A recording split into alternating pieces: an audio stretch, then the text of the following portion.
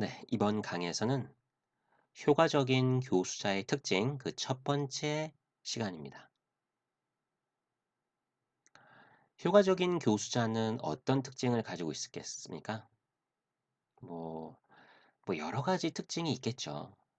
근데 먼저 우리가 이 교수자라고 하는 개념을 좀 명확히 짚고 넘어가겠습니다.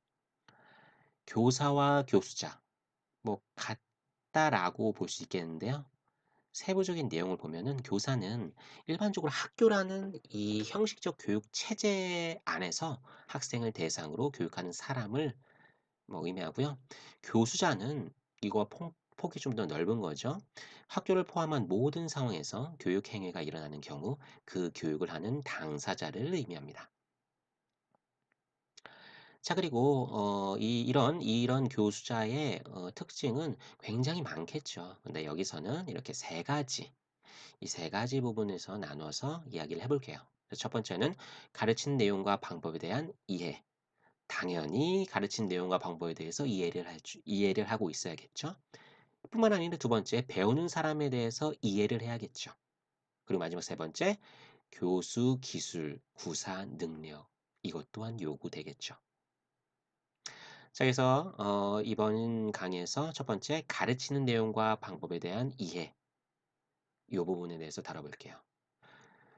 자, 학생들을 가르치는 일. 이것은 교사의 가장 중요한 업무가 되겠죠. 자, 그래서 따라서 교사는 교과에 대해서 풍부한 지식을 가지고 그리고 교과 지식을 가르치는 것에 능숙해야겠죠. 그렇죠? 그러면 당연히 효과적인 교사일 것이라 기대할 수 있겠죠. 그러나 단순히 교과와 관련한 많은 지식을 알고 있다고 해서 효과적인 교수자라고 말할 수 있을까요? 즉 다시 말해서 학생들을 잘 가르치는 데는 당연히 필요한 조건이 되겠죠. 하지만 이것만으로 충분한 그런 조건은 되지 못한다라고 볼 수 있습니다. 자, 계속 이어서 볼게요. 교과를 잘 안다는 것. 이것은 교사가 가르치는 교과 내용에 대해서 많은 경험과 지식을 갖고 있다는 것을 의미하겠죠.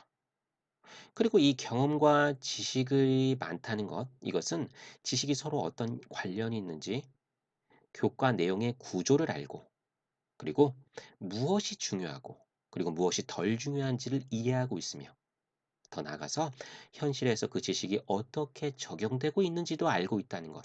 이것도 의미하고 있답니다. 자, 그리고서 교사는 네, 항상 자신이 교과 내용을 정확히 알고 있는지 점검해야겠죠. 그리고 새로운 지식들도 파악하고 있어야겠죠. 그리고 교사는 개념과 내용 간의 관련성을 언어적 혹은 시각적으로도 설명할 수 있어야 합니다.